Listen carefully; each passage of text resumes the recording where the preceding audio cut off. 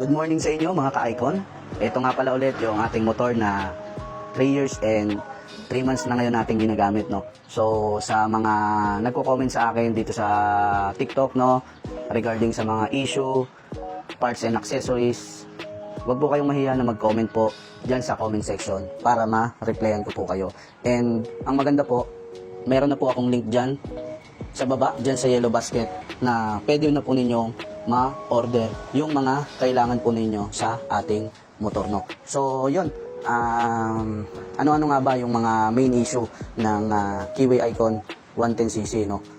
So unang-una mga ka-icon, no, ang Keyway Icon 110cc natin, kahit yung bagong bili pa lang natin sa Sakasa, kapag pino-start natin siya, maingay po siya, no, maingay siya. And pangalawa mga ka-icon is ma-vibrate siya, no, ma-vibrate.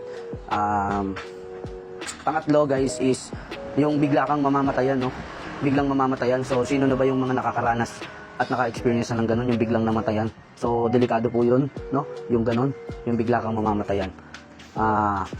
Pang-apat is yun nga, yung ano pa ba, pang-apat, ito kasi is based yan sa mga experience ko guys, kaya yun, nawawala yung signal light, yung mga ilaw, no. So sino ba yung naka-experience na sa inyo ng naka-encounter ng ganun, yung biglang nawala yung signal light, nawala yung ilaw, nawala yung busina, no. So sunod natin guys is yung parang may tumatagas, no. Baka kasi mamaya yung fuel ninyo dyan guys, no, is may tumatagas dito, no, tumatagas dito guys, no. So yun guys yung sasagutin ko, at marami pang iba sa video na ito, kaya panoorin nyo lang ito hanggang dulo para may share ko sa inyo paano nga ba natin mami-maintain na maganda yung takbo ng motor natin, no? So unahin na natin guys yung sa ingay ng motor natin kapag ini-start natin, no. So ang ginawa ko dyan guys, no, unang bili ko pa lang sa kasa ng motor ko is pinalinisan ko na agad yung panggilid niya.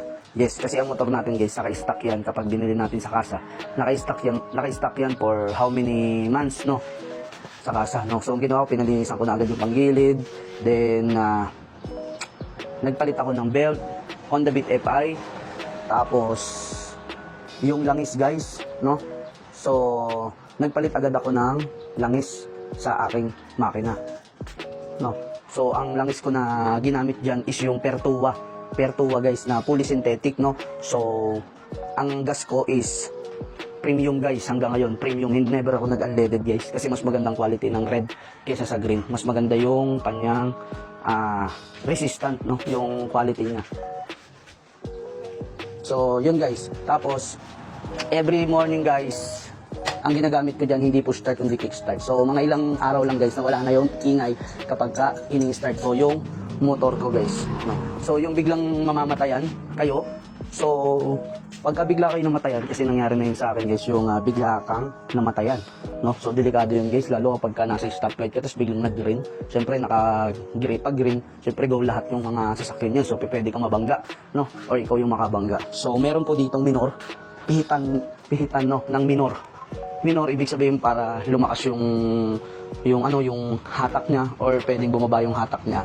Kasi kapag pinihit nyo ng pataas yung minor, dito yan sa loob ng compartment, ibig sabihin mas lalakas siya ng kain ng gas, no. Kapag binabaan nyo yung minor, mas malakas yung buga ng hangin kaysa sa gas, yung sipsip ng hangin kaysa sa gas. Kaya kapag namatayan kayo, taasan nyo lang yung minor ninyo, then painitin nyo ng mga 5 minutes, tapos unti-unti ibalik mo sa dati.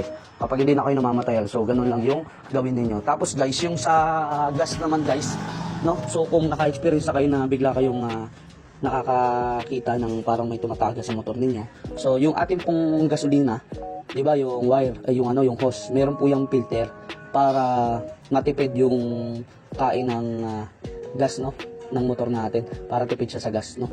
So meron po yung filter. So tinanggal ko na yun guys kasi maluwag. So hindi siya maganda. Ang ginawa ko, itinap ko na lang yung hose papunta sa makina, tapos yung hose naman dito sa fuel tank natin para hindi siya tumagas. Kasi kapag papadaan ka sa lubak, yung filter, yun unti-unti siyang nahahata, kaya may tumatagas din noon sa akin. Pero ngayon wala na, no. So yun guys, alam naman ng mga shop yun guys, kaya yun. Tapos ito guys, yan, sprayan nyo lang yan ng BS1. Yan, kasi minsan, yun, napapasukan ng mga alikabok, ng mga ras. O, yun, medyo sablay, no? Kaya minsan hindi natin napapagana yung mga signal light, ilaw, headlight, etc. No? So, yun guys, pagdating naman dyan, so kung mga isang taon na yung inyong regulator guys, magpalit na kayo ng regulator, no? So, yun, yung regulator guys, dito yun sa loob nakakabit. Siya is power supply siya guys. Kapag palyado na yun guys, hindi talaga gagana yung mga ilaw ninyo dyan guys, no? And yung push start hindi rin gagana. So napaka-importante ng regulator. Spark plug nyo guys, pag makaisang taon na, palitan nyo na yan. So yun, yung ano nyo guys, yung throttle cable guys, kung meron kayong mas maganda kung meron kayo reserba na throttle cable, kasi kapag naputulan kayo ng throttle cable nito sa daan, patay kayo guys. Hindi nyo mapapaandar yung motor ninyo. Mahirap makahanap ng kasukat ng throttle cable ni Icon, no? Kahit Honda Beat FI hindi siya sukat, kahit Honda Beat hindi siya sukat. So pang Icon lang talaga yung throttle cable na para dito. So kung maganda, meron ako dyan sa Yellow Basket guys. Lahat ng mga sinasabi ko guys, meron ako sa Yellow Basket, and pwede kayo makapag-check out. Gaya ko guys, meron ako extra na throttle cable kasi once na maputulan ako, at least daling ko man sa shop, kung saan man lugar ako maputulan, is meron akong pamalit, no? So ito rin, itong napakatibay na bracket na ito guys, almost 2 years ko nang gamit to, no? So meron din ako niyan sa Yellow Basket. Walang alog yun guys, pati itong ilaw na ito guys, meron ako niyan sa Yellow Basket. And ang maganda rito, meron tong remote.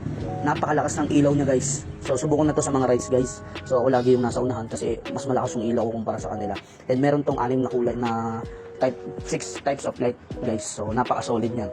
So itong SEC bracket guys, baka gusto nyo, 2 years may higit na rin sa akin, nagamit ko is meron na ako nito sa aking Yellow Basket.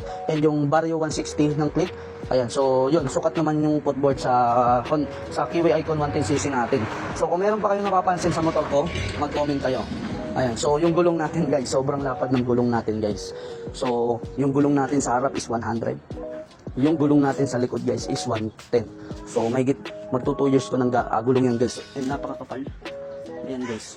So almost 2 months ko nang hindi nalilinisan yan guys, no. So sa mga bagong pasok pa lang sa aking videos, no, 3 years and 3 months. So sa 3 years and 3 months guys, nagamit ko ito guys.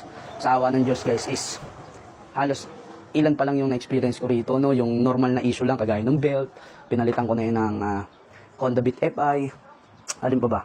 Yun nga, yung sa minor, yun, tinansya ko lang, inadjustan ko lang para, yun, hindi na ako namamatayan. Yung regulator, yun lang. So, yun lang yung naging issue niya guys, 3 years and 3 months na ngayon. And, syempre, share ko na rin, meron tayo sa Yellow Basket na itong caliper, no. So, mahirapan din kasi kayo makahanap ng swak na shoe brake, brake pad, no, sa harap ninyo. So, yun, nagpalit na ako ng caliper na pang Beat FI. Kaya di na, pag naka-Beat FI na yung caliper nyo, hindi na kayo mahihirapan na makahanap ng brake pad, no. So, yun guys, mag-comment lang kayo guys kung ano pa yung pwede kong i-share sa inyo para, syempre, ma-aware kayo at saka ma-maintain ninyo na quality yung motor na gamit ninyo kahit na i-rides ninyo yan sa malalayo. No? So, wag kayong manghihina kapag nakakita kayo ng motor na pina-parts out, kagaya ng motor ninyo dahil depende yan sa gumagamit, depende yan sa nag-aalaga mga paps, no? So, kung nasan man kayo ngayon guys, ingat kayo palagi and God bless. Stay safe sa inyo mga ka-icon.